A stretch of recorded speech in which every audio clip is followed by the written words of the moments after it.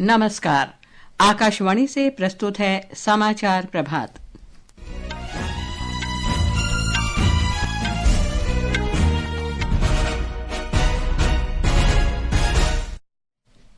प्रधानमंत्री नरेंद्र मोदी ने देशवासियों से 2047 तक विकसित भारत का लक्ष्य हासिल करने की ताकत बनने का आह्वान किया।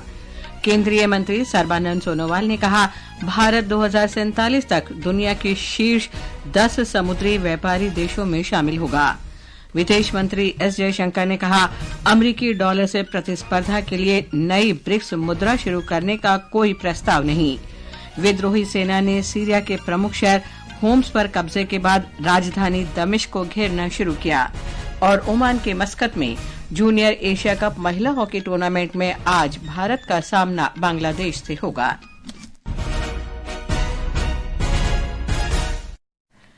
समाचार प्रभात के साथ मैं लवली निगम। प्रधानमंत्री नरेंद्र मोदी ने देशवासियों से 2047 तक विकसित भारत का लक्ष्य हासिल करने के अभियान की ऊर्जा शक्ति बनने का आह्वान किया है। श्री मोदी ने कहा कि अगले महीने विकसित भारत युवा नेता संवाद आयोजित किया जाएगा, जो युवाओं को विचारों के आदान प्रदान का मंच देगा।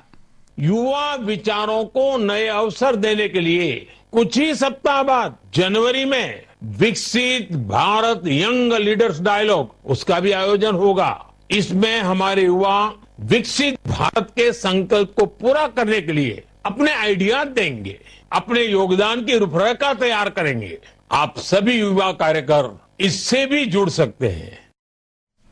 प्रधानमंत्री कल शाम अहमदाबाद में बोचा सणवासी अक्षर पुरुषोत्तम स्वामी नारायण संस्था के स्वयं सेवकों के निस्वार्थ सेवा के 50 वर्ष पूरे होने पर आयोजित कार्यकर सुवर्ण महोत्सव को वर्चुअली संबोधित कर रहे थे। उन्होंने कहा कि देशवासी कई राष्ट्र निर्माण गतिविधियों में भाग ले रहे हैं।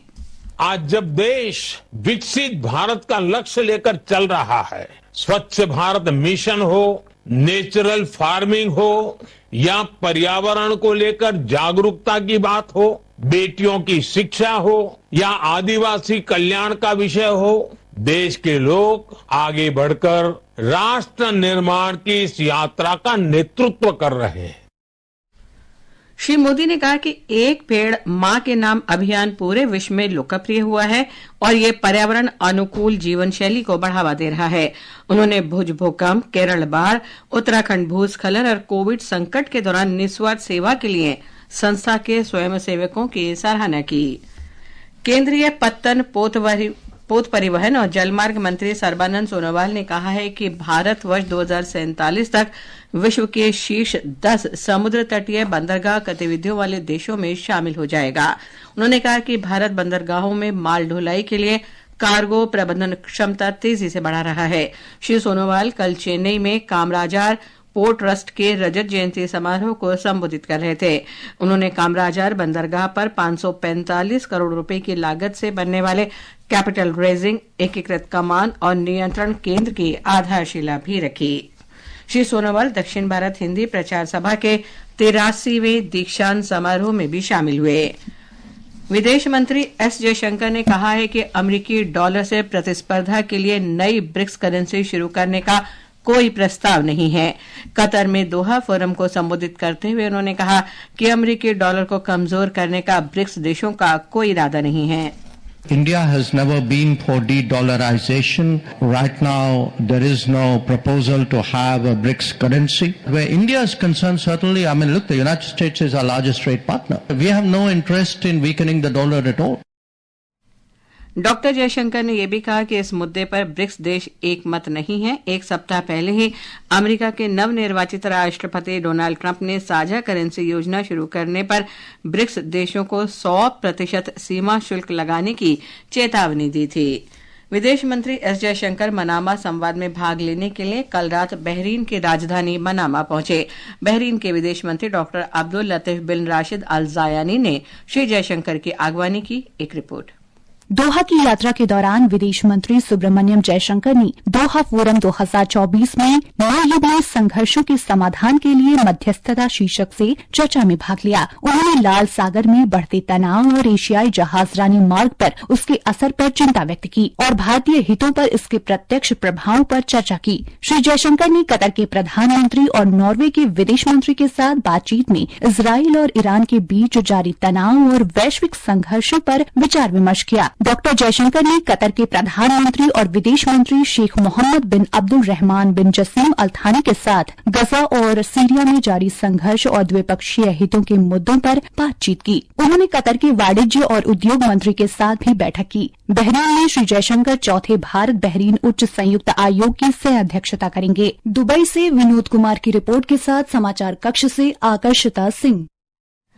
विदेश मंत्री डॉक्टर जयशंकर अंतर्राष्ट्रीय रणनीतिक अध्ययन संस्थान द्वारा आयोजित मनामा संवाद की 21वीं कड़ी में भाग लेंगे। ये समाचार हमारी वेबसाइट www.newsonair.gov.in और हमारे news on AIR mobile app पर भी उपलब्ध हैं। समाचार प्रभात में आपका फिर स्वागत है। नई दिल्ली में भारत मंडपम में अष्टलक्ष्मी महोत्सव मनाया जा रहा है। इसका उद्देश्य पूर्वोत्तर भारत की सांस्कृतिक विविधता और विरासत को संरक्षित करना है। 3 दिन के इस कार्यक्रम का समापन आज होगा। एक रिपोर्ट। इस महोत्सव में पूर्वोत्तर भारत के प्रसिद्ध मूगा और एरी सिल्क को समर्पित मंडप का निर्माण किया गया है। मेले में बनाया गया ग्राम हाट बाजार आकर्षण का बड़ा केंद्र बनकर उभर रहा है, जिसमें पूर्वोत्तर भारत के 320 किसान और कारीगर अपनी उत्पाद और कला का प्रदर्शन कर रहे हैं। आज एक तकनीकी सत्र को संबोधित करते हुए पूर्वोत्तर क्षेत्र विकास मंत्री ज्योतिरादित्य सिंधिया ने कहा कि केंद्र सरकार पूर्वोत्तर के सभी राज्यों को अपनी विशेषताओं को निखारने और दुनिया के सामने प्रस्तुत करने में मदद कर रही है। आकाशवाणी समाचार से विशेष बातचीत करते हुए मेघालय के मुख्यमंत्री कॉनराड संगमा ने कहा है कि अष्टलक्ष्मी महोत्सव सभी हितधारकों को एक मंच पर लाने में महत्वपूर्ण भूमिका निभाएगा। The Northeast states come together and work as a team. And it's very, very crucial for donor ministry to play that facilitation role of bringing us together and making sure that we work together as a team. So therefore, it's a great initiative. Ashtalakshmi महोत्सव न केवल क्षेत्र की सांस्कृतिक सुंदरता को प्रदर्शित कर रहा है, बल्कि आर्थिक अवसर भी उपलब्ध करा रहा है। आदर्श के साथ सकलैन अख्तर, आकाशवाणी समाचार, दिल्ली। सीमा सुरक्षा बल आज जोधपुर में 60वां स्थापना दिवस मना रहा है। केंद्रीय गृह मंत्री अमित शाह कार्यक्रम के मुख्य अतिथि होंगे। पहली बार जोधपुर में सीमा सुरक्षा बल राजस्थान सीमांत मुख्यालय स्थापना दिवस परेड की मेजबानी कर रहा है। ये वर्ष सीमा सुरक्षा बल का हीरक जयंती वर्ष भी है। एक रिपोर्ट। सीमा सुरक्षा बल के प्रशिक्षण मैदान में आयोजित होने वाले समारोह में देश भर के जवान हिस्सा लेंगे। कार्यक्रम में जवान अपनी क्षमता और शक्ति का प्रदर्शन करेंगे। महिला टुकड़ी भी परेड में शामिल होगी। इसके साथ ही 7 जवानों को गैलेंट्री अवार्ड से सम्मानित किया जाएगा। मुख्य परेड में स्वदेशी हेलीकॉप्टर ध्रुव व MI-17 भी शामिल होंगे। जितेंद्र द्विवेदी, आकाशवाणी समाचार, जयपुर।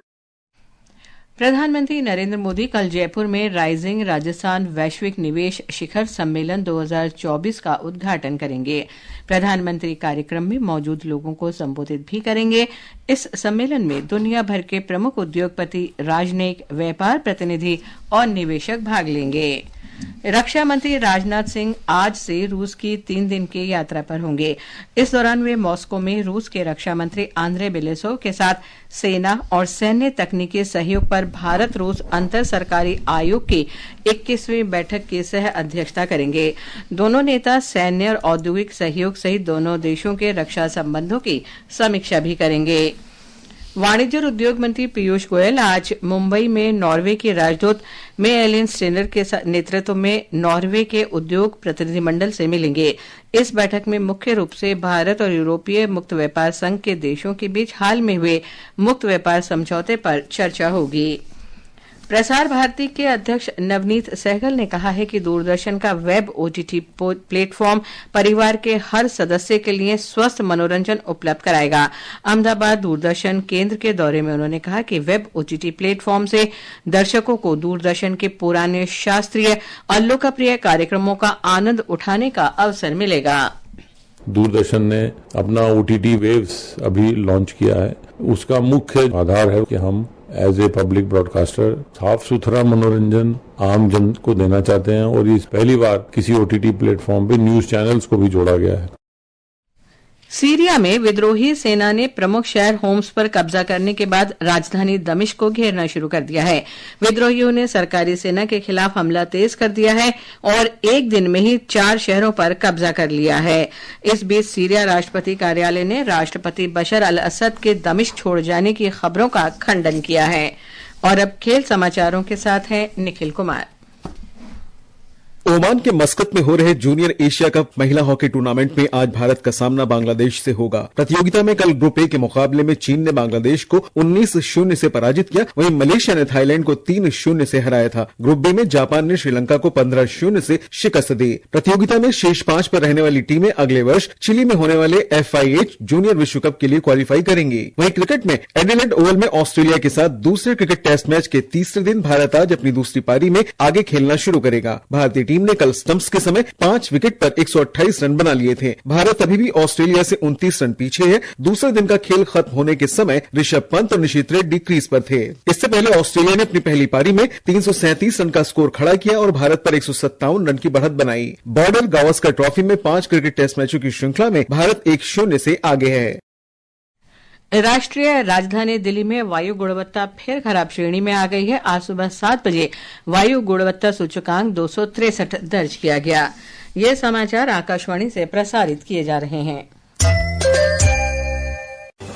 विकसित भारत के सपने को साकार करने के लिए 140 करोड़ देशवासी संकल्पबद्ध हैं। और इसी संकल्प को मजबूती देते हुए आइए 15 दिसंबर 2024 तक अपने एडवांस टैक्स की तीसरी किश्त जमा करवाएं। समय समय पर ये हमारे द्वारा दिया हुआ एडवांस टैक्स ही है जो देश के विकास कार्यों के लिए निरंतर धन की आपूर्ति करता है, बिना रुके बिना थमे। कंपनीज, सैलरीड एम्प्लॉयज या फिर वो व्यक्ति और संस्थाएं जिनकी TDS या TCS कटने के बाद भी कर देता 10,000 रूपए या उससे अधिक है, उनके लिए एडवांस टैक्स देना अनिवार्य है। एडवांस टैक्स की तीसरी किश्त जमा करने की अंतिम तारीख है 15 दिसंबर 2024। अधिक जानकारी और आयकर जमा करने के लिए incometax.gov.in पर लॉग ऑन करें। प्रत्येक आयकरदाता एक राष्ट्र निर्माता। और अब आज के समाचार पत्रों की सुर्खियों के साथ हैं फरहत नाज। धन्यवाद लवलीन। अखबारों ने आज अलग अलग खबरों को प्राथमिकता दी है। केंद्र सरकार मैसेज की निगरानी पर लाएगी नए नियम, नवभारत टाइम्स में प्रमुखता से है। पत्र के अनुसार किसी व्यक्ति के मैसेज की निगरानी अब अधिकतम 6 महीने तक की जा सकेगी। भारत की पहल पर 21 दिसंबर को मनाया जाएगा विश्व ध्यान दिवस, हिंदुस्तान सहित अधिकतर अखबारों में है। पत्र के अनुसार भारत के विशेष प्रयासों से संयुक्त राष्ट्र महासभा ने प्रस्ताव को सर्वसम्मति से मंजूरी दी। हवाई अड्डों पर लागू होंगे विश्व स्तरीय सुरक्षा मानक, अमर उजाला की खबर है। पत्र के अनुसार केंद्रीय औद्योगिक सुरक्षा बल ने आंतरिक गुणवत्ता नियंत्रण इकाई की स्थापना की, अनुभवी टीम की रहेगी नजर।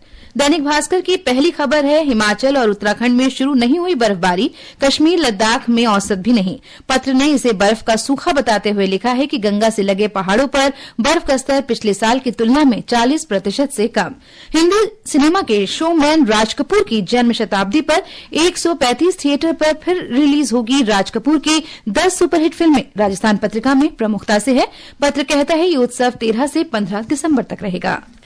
अंत में मुख्य समाचार एक बार फिर।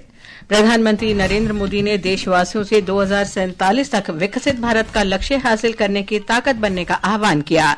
केंद्रीय मंत्री सर्बानंद सोनोवाल ने कहा भारत 2047 तक दुनिया के शीर्ष 10 समुद्री व्यापारी देशों में होगा। विदेश मंत्री एस जयशंकर ने कहा अमेरिकी डॉलर से प्रतिस्पर्धा के लिए नई ब्रिक्स मुद्रा शुरू करने का कोई प्रस्ताव नहीं। विद्रोही सेना ने सीरिया के प्रमुख शहर होम्स पर कब्जे के बाद राजधानी दमिश्क को घेरना शुरू किया। और ओमान के मस्कत में जूनियर एशिया कप महिला हॉकी टूर्नामेंट में आज भारत का सामना बांग्लादेश से होगा। इसके साथ ही समाचार प्रभात का ये अंक समाप्त हुआ। नमस्कार।